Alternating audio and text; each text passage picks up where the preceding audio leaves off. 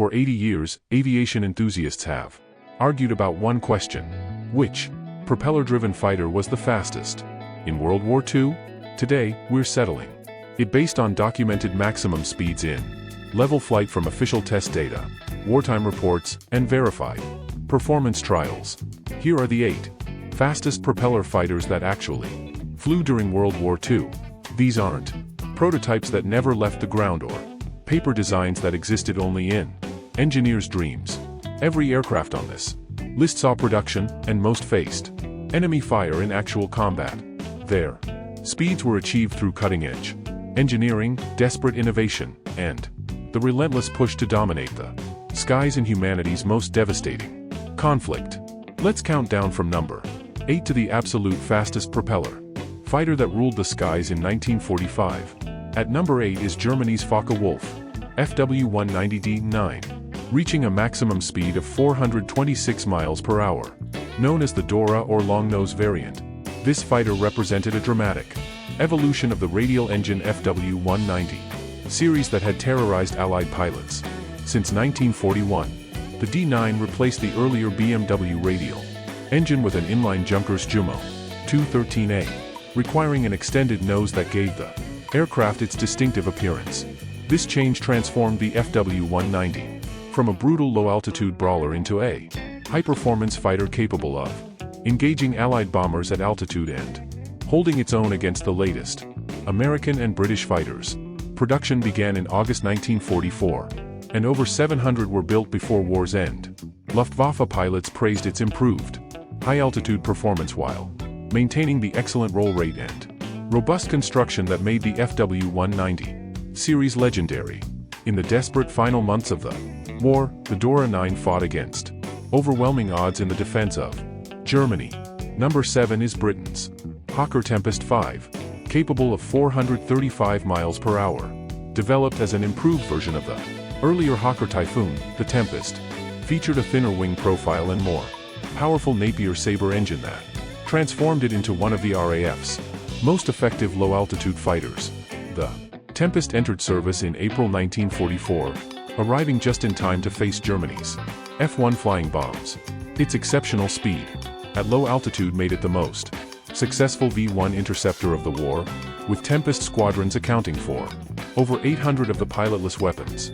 British pilots discovered they could catch the V-1s in level flight and either shoot them down or use their wing tips to flip them off course. But the Tempest proved equally deadly in air combat. Its combination of speed, firepower, and excellent handling made it a feared opponent for German fighters. In the final year of the war, Tempest squadrons racked up impressive kill ratios while supporting the Allied advance across Europe. Many pilots considered it the finest piston-engine fighter Britain ever produced. At number 6 is the legendary Supermarine Spitfire Mark 14, reaching 446 mph. This variant represented the ultimate evolution of the iconic fighter that had saved Britain during the darkest days of 1940. But the 14 Malawian Quachas was a radically different machine from those early Spitfires. The key was the Rolls-Royce Griffon 65 engine, producing over 2,000 horsepower, compared to the 1,000 horsepower Merlin engines of earlier marks. This massive power increase required strengthening the entire airframe and enlarging the tail surfaces to handle the additional torque. The result was a Spitfire that could climb like a rocket and fight effectively at altitudes where earlier versions struggled. First flown in January 1943, the Mk2N entered squadron service in early 1944. It immediately proved itself against the latest German fighters and was particularly effective at intercepting high-altitude reconnaissance aircraft and the new German jets. The Griffon's power gave it acceleration that shocked German pilots accustomed to outrunning earlier Spitfire variants. Over 900 were built, serving with distinction until the war's end. Before we get to the top 5 fastest fighters, I'd love to know where you're watching from and which of these aircraft you think deserves the number 1 spot. Drop a comment below and let me know if any of these rankings surprise you. And if you're enjoying this deep dive into World War II aviation, hit that subscribe button so you don't miss the next one.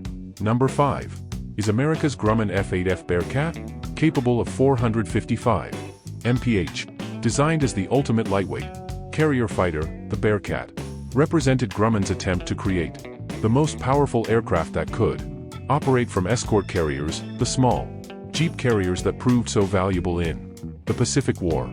Engineers started with the massive Pratt & Whitney R2800 engine producing 2,100 horsepower and built the smallest, lightest airframe that could handle that power.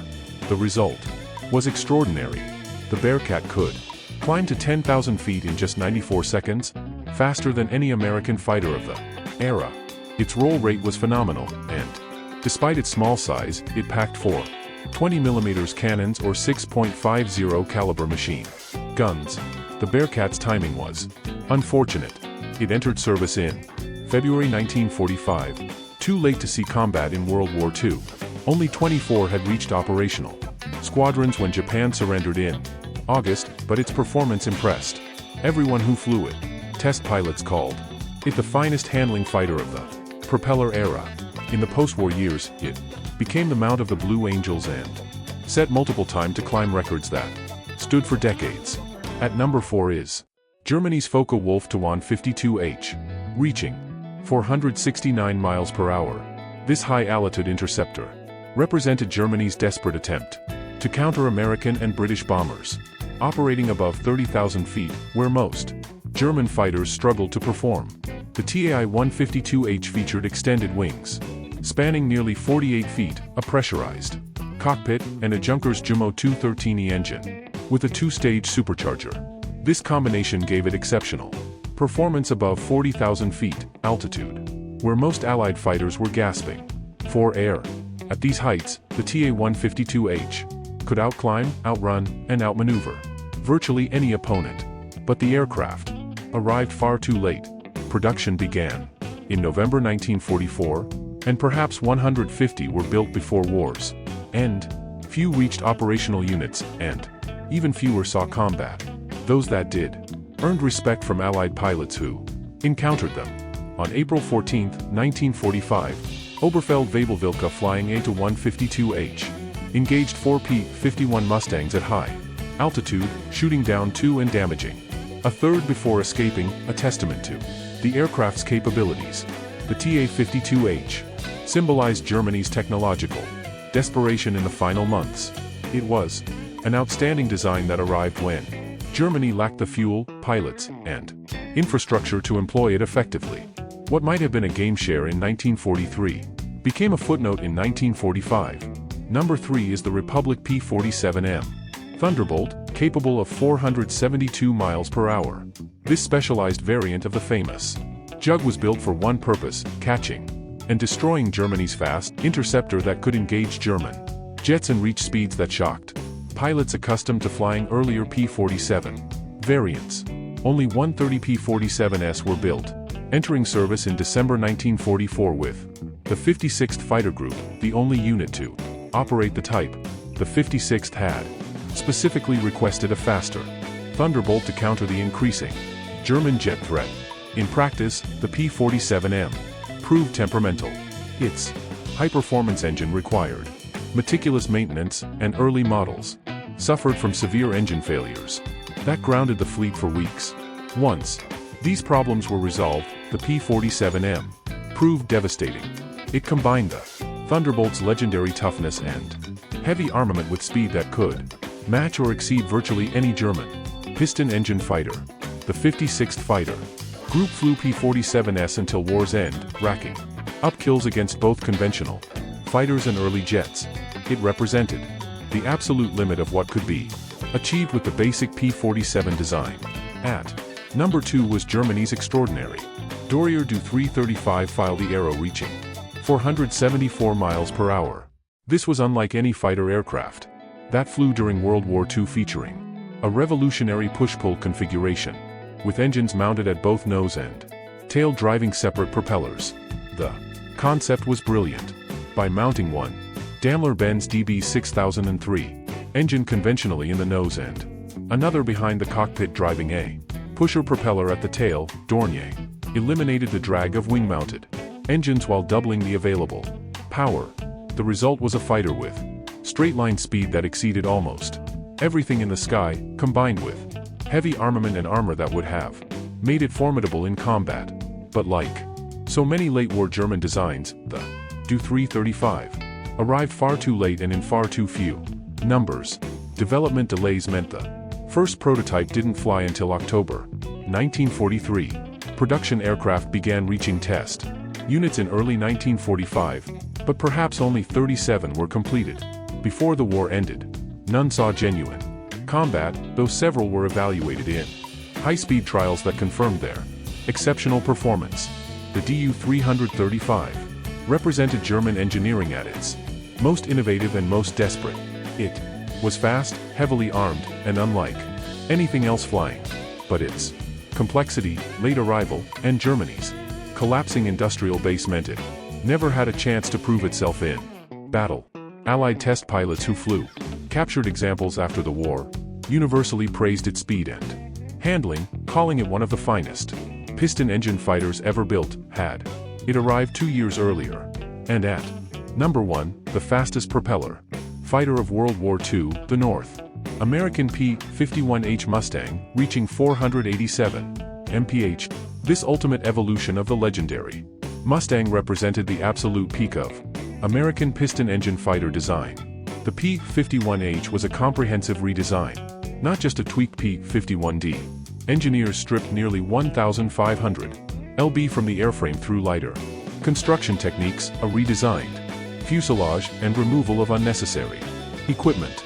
They installed the powerful Packard 51 1650-9 engine, the American-built version of the Rolls-Royce Merlin, with water injection for emergency power. The result was a fighter that could nearly touch 500 miles per hour in level flight. But speed wasn't everything. The weight reduction transformed the Mustang's handling characteristics. The P-51 rolled faster, climbed quicker, and maneuvered more nimbly than any previous variant. Test pilots called it the finest handling Mustang ever built. It retained the P-51's famous range, over 850 miles on internal fuel, meaning it could escort bombers deep into Japan while outrunning virtually any defender. Production began in February 1945, and 555 had been delivered by August. When Japan surrendered, they arrived too late for combat in Europe. And while some reached the Pacific, none engaged in air combat before the war ended. But the P-51 represented what was possible at the absolute edge of propeller fighter design. It was faster, lighter, and more capable than anything else with a piston engine. In a war that drove aviation technology to unprecedented heights, the P-51 stood at the summit. These 8 fighters represent the absolute pinnacle of propeller-driven aviation technology. Each was designed during humanity's most desperate conflict, when nations poured unlimited resources into gaining even the slightest advantage in the sky. The engineers who designed them and the pilots who flew them pushed the boundaries of what was possible with piston engines and propellers. What's remarkable is how close these top speeds are. Just 61 miles per hour separates the FW190D9 at number 8 from the P-51 at number 1. Every mile per hour came from countless hours of testing, incremental improvements, and desperate innovation. Under wartime pressure, each aircraft on this list was a masterpiece of engineering that could mean the difference between life and death for the men who flew them. Speed, of course, wasn't everything in aerial combat. Maneuverability, firepower, range, reliability, and pilot skill all mattered enormously. But in a war where seconds could determine survival, where catching an enemy bomber before it reached its target could save thousands of lives, and where escaping superior numbers meant living to fight another day, speed was the ultimate advantage. Now you know the 8 fastest propeller fighters of World War II, ranked by documented performance data. Disagree with the list? Think another aircraft deserves to be here? Let me know in the comments which fighter you believe was truly the fastest and